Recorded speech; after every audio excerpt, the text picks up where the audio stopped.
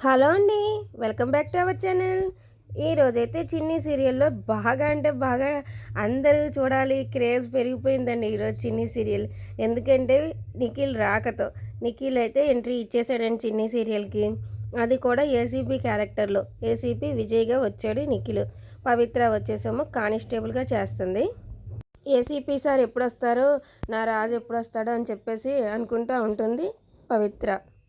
ఇంతలో ACP Vijay sir అక్కడికి వచ్చేస్తారు.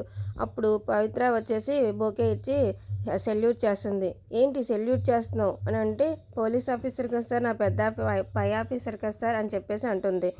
కానీ మన ఇద్దరం ఎవరికీ తెలియకూడదు పోలీసులమని, అది గుర్తు పెట్టుకో అని చెప్పేసి అంటూ ఉంటారు.